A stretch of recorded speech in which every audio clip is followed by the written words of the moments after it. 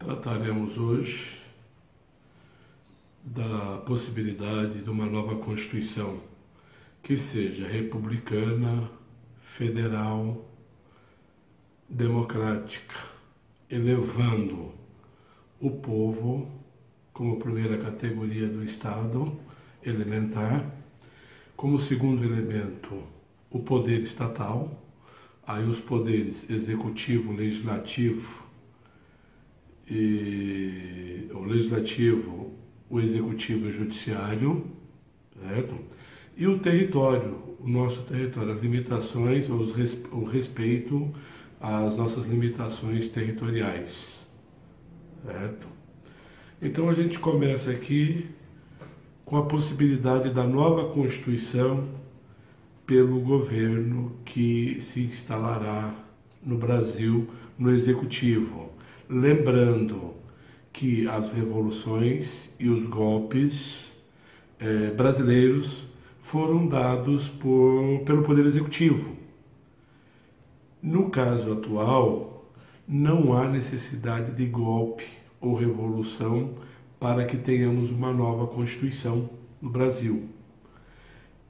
Abandonando o modelo anterior? Não é? Aproveitando o que tem de melhor a Constituição de 1988 e elaborando uma Constituição de 2019 ou 2020, ou talvez mais para frente, uma nova Constituição que não seja firmado em revolução ou golpe, certo? Mas que parta da exigência de uma reforma ampla do Estado brasileiro, não é? Já que a emenda ou a revisão, como a revisão que nós tivemos em 93, certo? E a revisão também de 97 com o FHC, nós tivemos aí nessas duas oportunidades a revisão que na verdade não alterou nada com relação ao primeiro elemento do Estado, que é o povo. Geralmente as reformas, elas alteram a estrutura de poder. E não é essa a necessidade brasileira, certo?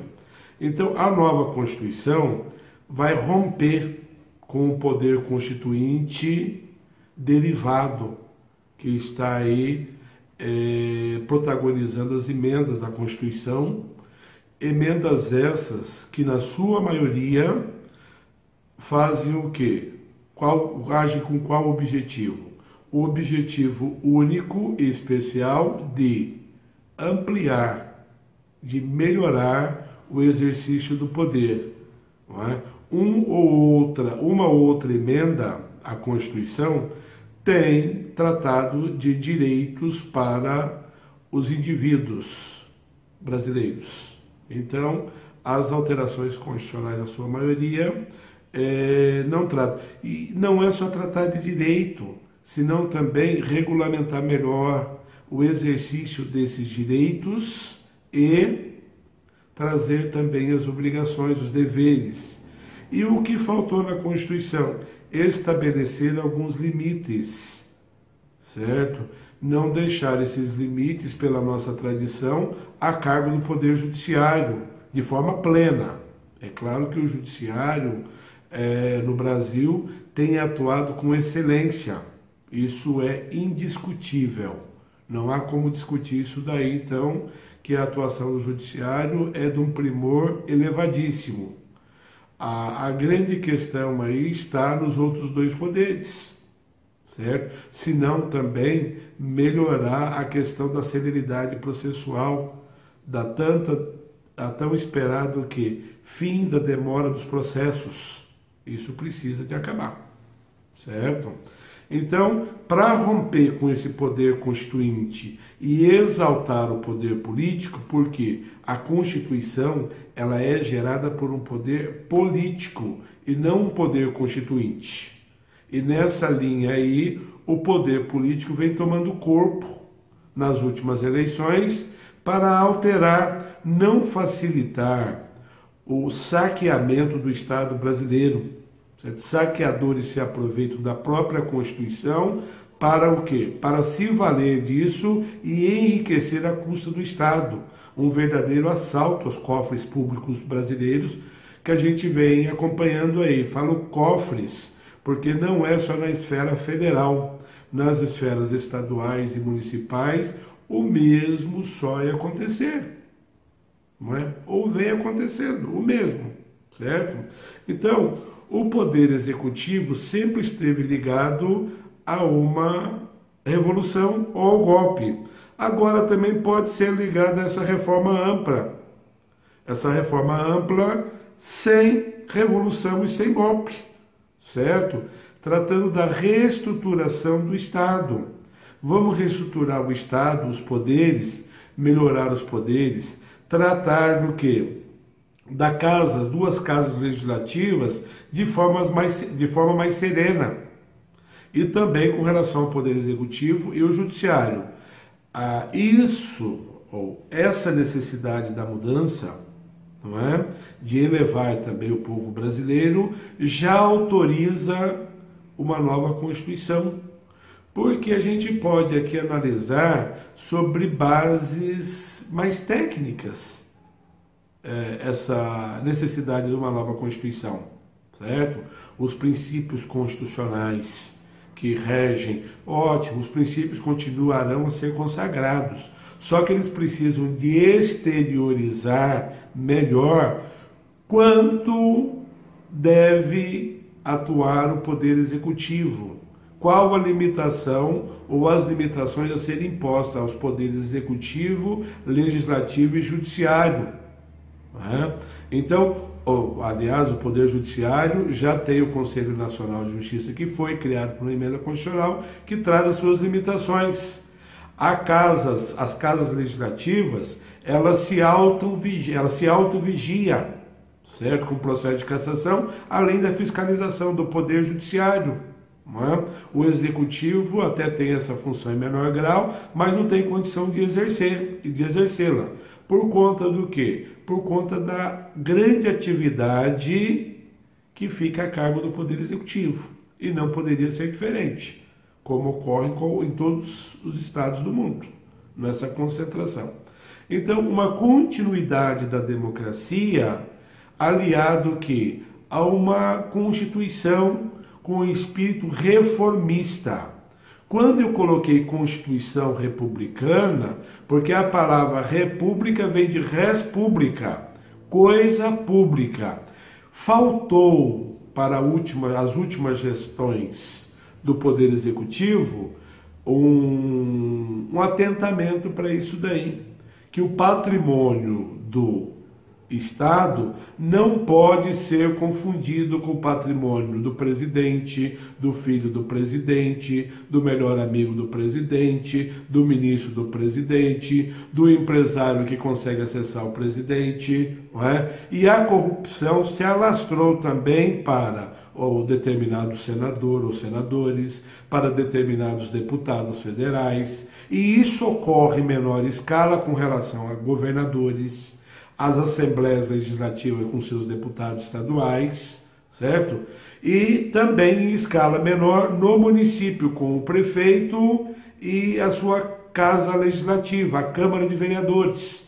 Então, toda essa reestruturação aí precisa o quê? Que os recursos públicos sejam aplicados sem corrupção, certo? E no formato atual da Constituição, há um engessamento com relação a isso daí, porque não há explicitude, não há de forma expressa a obrigação, as consequências mais claras ou mais drásticas para pelo menos inibir que determinadas pessoas que estejam nos cargos públicos cometam tantas barbaridades, tanto enriquecimento sem causa, tanto enriquecimento fraudulento, e isso em prejuízo de quais áreas do Estado? Nós sabemos que a área mais atingida no município, nos estados e na União é a saúde. A saúde vem em primeiro lugar como a que mais sofre com esses golpes de corrupção, porque os investimentos a serem feitos no caminho entre sair do cofre público e chegar até a sua aplicação diante do cidadão, ele acaba o quê? Esses valores acabam se perdendo e não chegam com a força que deveriam chegar aonde?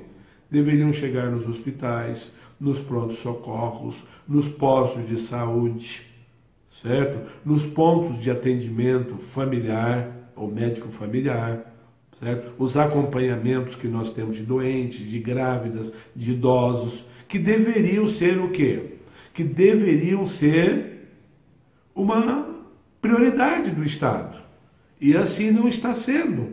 Não estamos tendo esse comportamento do Estado com relação a essas áreas de atuação. Em segundo lugar, vem a saúde, ou seja, o dinheiro investido também não chega na saúde. Ele fica onde se ele não chega na saúde? Para onde vai esse investimento?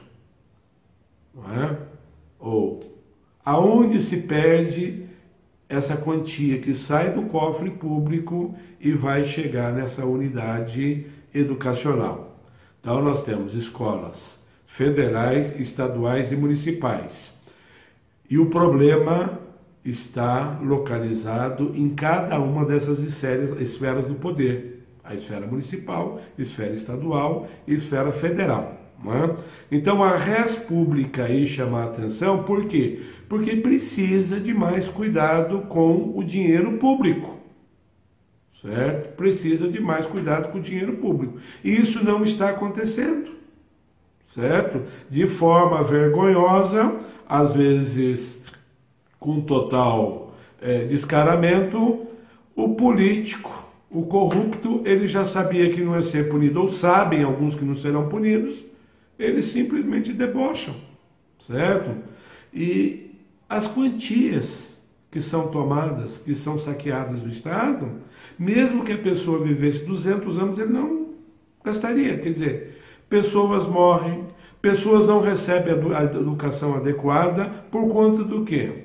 Por conta de corrupção no Brasil. No atual estágio que a gente vive na esfera mundial da economia, o Brasil deveria ser uma potência na saúde, outra potência na educação, certo? Aí existem o quê?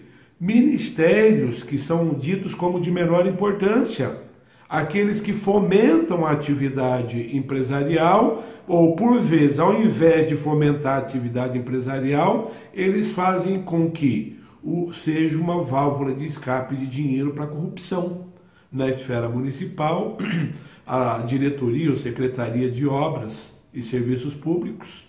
Na esfera estadual, se repete, não é? Às vezes a denominação, ou às vezes tem a Secretaria da Agricultura, a Secretaria do Desenvolvimento Estadual. Tá? Então, a Secretaria de Cidades, então todas elas. Aí vem a Secretaria da Economia, certo? Secretaria das Finanças, por vezes do município.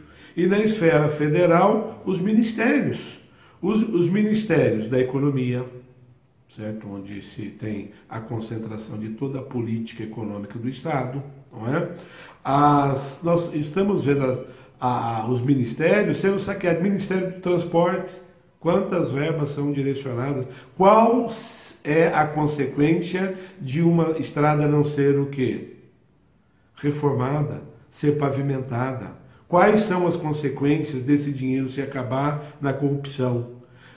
Determinadas populações ou sociedades, municípios, às vezes vários municípios, não se desenvolvem por conta dessa corrupção no Ministério dos Transportes, por não reformar ou não construir estradas, ou não ter a preocupação com os outros meios de transporte, tão criticado que a ausência de investimento na rede ferroviária, certo? Na rede de transporte pelo trilho.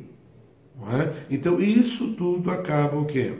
Acaba gerando a consequência no indivíduo, no cidadão, certo?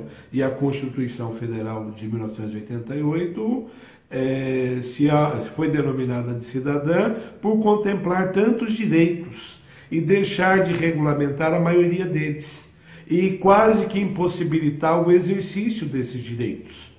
Então todos têm consciência dessa ocorrência, certo? Ministério da Ciência e Tecnologia, certo?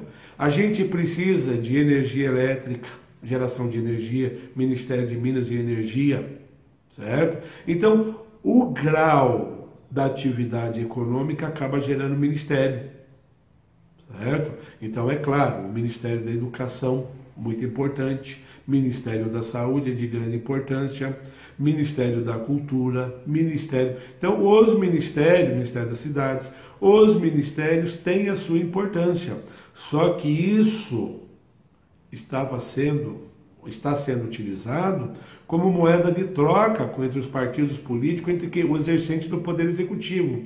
Para que tantas estruturas de ministérios?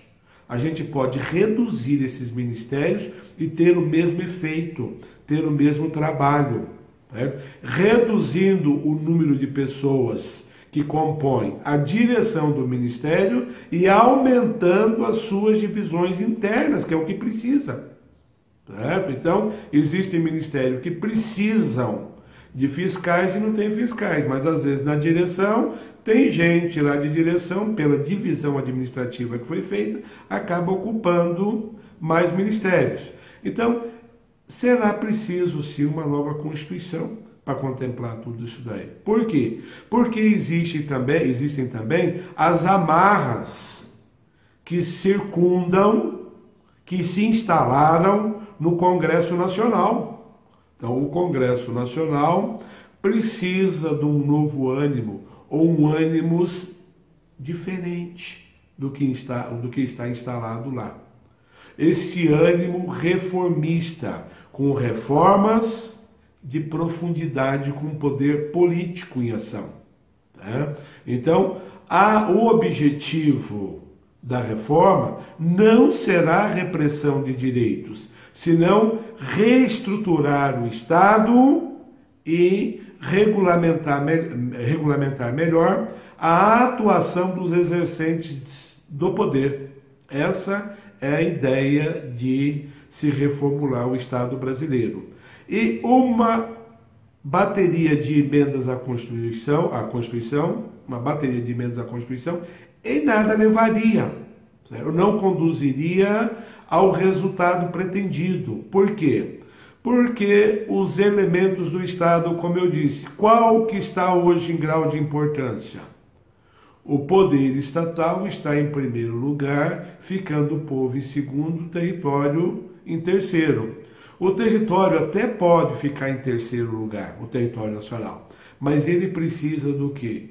De uma melhor proteção, uma melhor divisão, e isso daí também deve se estender ao judiciário, com a alteração legislativa, para que não permitamos algumas alterações ou interpretações do judiciário, interpretações essas consideradas fora de contexto, certo? Áreas imensas que precisam ser preservadas e acabam sendo premiadas, é a verdade. Então isso precisa de mudar e só pode acontecer com a reforma pelo poder político, que clama por uma nova Constituição. Então, como eu disse, daria para analisar em pilares ou subpilares técnicos, com os princípios, as cláusulas pétreas da Constituição. Não é? Então, há sim esbarramento em algumas cláusulas pétreas. E isso daí já motiva uma nova Constituição, certo? E aí a estrutura instalada também autoriza uma nova Constituição, porque eu só conseguirei alterar, modificar, fazer uma mudança total da Constituição com uma nova Constituição. Não é? Então, a nova Constituição, ela é necessária. A gente conhece o estado ideológico, ou a ideologia que acaba o quê? Uma ideologia, às vezes, golpista, revolucionária, ou simplesmente uma ideologia reformista com base em poderes políticos. Não é? A ideia de poder político aí é somar a necessidade de uma nova Constituição e fazer o quê? Embasar essa Constituição na necessidade que nós estamos tendo no momento, numa linguagem mais simples. Certo? Então, há necessidade sim. Que o Estado seja direitista, esquerdista, que haja intervenção ou não intervenção do Estado, isso daí tudo vai gerar um campo de debate. O que nós estamos propondo aqui é uma reformulação do Estado brasileiro. Da forma que ele está colocado, tudo parece maravilhoso.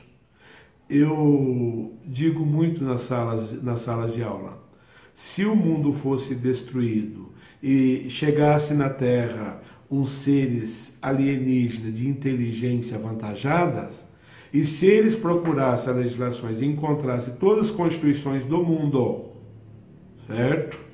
Ou ato constitutivo, né, de Estado, todo mundo, e encontrasse a Constituição brasileira, certamente o que está escrito no papel são maravilhas, mas a gente sabe que essas maravilhas aí estão levando o Estado para uma situação crítica, uma situação de permissibilidade de corrupção. E a gente precisa de combater isso daí, estruturando melhor o Estado brasileiro, certo? Com algumas inovações. O brasileiro é tão criativo para o bem. Os nossos cientistas saem do Brasil e vão trabalhar em outros países. Por quê? Não cabe a criatividade deles aqui, a atividade deles não são valorizadas no Estado brasileiro. Então, a gente precisa de alteração para ciência e tecnologia, um dos ministérios. Então, se a gente começar a conversar sobre cada ministério aqui, a gente poderia colocar na mesa o que é a obrigação dele fazer, o que ele teria que fazer, o que ele faz, certo? E o que seria preciso para impor a ele o cometimento do ato. Que ele executasse o que lhe é dirigido, que cumpra com a sua obrigação. Né? E do jeito que está, a gente não está vendo isso daí. Estamos numa situação, assim, para um entendimento mais amplo, da mesmice, certo? Mudaria o governo e continuaria a mesmice. O Brasil já tem maturidade para sair dessa mesmice. E nessa mesmice aí, o Brasil não está caminhando numa linha retilínea, certo? Estão criando muitos desvios aí e esses desvios estão prejudicando, certo? Por vezes, qual que é a consequência dessa corrupção? Qual que é a consequência direta? Porque agora a gente vai começar a tratar da segurança pública. Por que não se investe em segurança pública? Quais são os motivos de não investimento em segurança pública? Por que em determinados municípios do Brasil e algumas capitais, você não pode andar na rua à noite? Você não pode andar na rua durante o dia? São assaltos, agressões. Não é? E isso daí é só colocar uma câmera para filmar, que a gente está vendo isso daí dia a dia, e acabamos o quê? O povo brasileiro acaba acostumando com isso daí. Então está na hora de dizer um basta. E isso daí, eu estava tratando de saúde, educação, minas e energia, outros ministérios. Não é? Então nós temos os ministérios, né, a secretaria ou diretoria na esfera municipal de segurança, temos na esfera estadual e temos na esfera federal, mas o poder federal conta com a parte militar do Estado, que são o Exército, a Aeronáutica e a Marinha. Não é? Então existe isso daí e as polícias especializadas que tem, como Polícia do Congresso, Polícia Ferroviária Federal, Polícia Rodoviária Federal, então, Polícia Federal. Então nós temos toda essa estrutura aí. E isso só mudará, não mudará só com a iniciativa do Ministério Público Federal, aliado à Polícia Federal, com os juízes federais. A gente precisa de ministro no Supremo, não é? Ministro do Supremo que tome partido, que seja mais rígido em algumas situações, que tenha outra linha de pensamento, porque os nossos vizinhos têm comportamento diferente diante de algumas situações. Será que nós não precisaremos dar uma olhadinha para o lado para ver o que está acontecendo nos países vizinhos, ou como se comporta um juiz lá, como que se comporta o magistrado? Então, isso tudo só pode acontecer com uma reforma, porque o magistrado vai ser um reflexo da alteração legislativa. A alteração legislativa, ele é o aplicador da lei. E ele aplicando a legislação é que ele vai conseguir o quê? Ele vai conseguir atingir aquele status que o povo brasileiro merece. Então, somos por uma nova Constituição no Brasil. Sem golpe, sem revolução, uma reforma firmada, fundada, embasada no poder político, acentuando que o poder político se divide em poder estatal e o poder do povo. E eu estou aqui com pendência para o poder do povo, certo? Só que a alteração só se dá pelo poder estatal. O poder constituinte, ele é constituído, ele é momentâneo, ele serve a essa situação, e que não aconteça como da última vez, que nós elejamos um poder constituinte, que ele elabore a Constituição e que ele seja dissolvido, para que novos deputados e senadores assumam seus postos. Isso na esfera federal. Então, mais uma vez, por tudo isso daí, e se eu pudesse ficar aqui divagando, eu iria fazer várias incursões em várias áreas de atuação do Estado. Aliás, em todos os ministérios, em todas as secretarias, em todas as diretorias, há problemas. Nós temos problemas em todas elas, em todos os municípios. Os municípios brasileiros exemplares, eles estão em escassez. E isso não era para estar acontecendo. Ou seja, a aproximação do Estado com muita violência, com muita miséria, com muita falta de emprego. Então, isso tudo vai sendo consequência.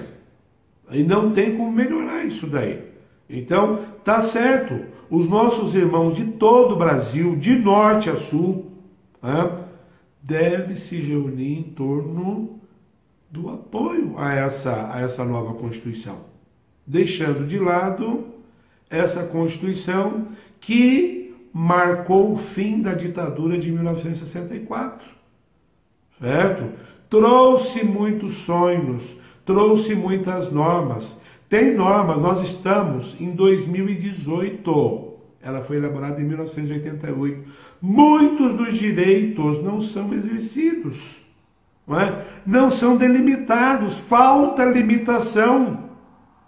A exemplo da Constituição alemã, que procurou impor alguns limites, esses limites foram impostos pelos tribunais. No Brasil, os limites são sempre ampliados. E a gente já não sabe mais qual é o limite. Qual é o limite do exercício do poder? Qual é o limite que a pessoa encontra na sua ação, na sua atividade, na sua agressão, na sua lesão? E por aí vai. Sem dizer que existe muita gente aí com direito, entra em juízo e não vê sentença. E quando a sentença vem, por vezes são aberrações. Isso é consequência do quê? dos embasamentos da Constituição. Ela não atingiu seu clímax, não é, em execução. A gente precisa de uma outra Constituição para que isso aconteça. Então não tem como eu alongar mais. Eu farei uma outra exposição com base técnica, uma explicação técnica sobre a necessidade de uma Constituição que seja de 2019, 2020, 2021, não é? Obrigado.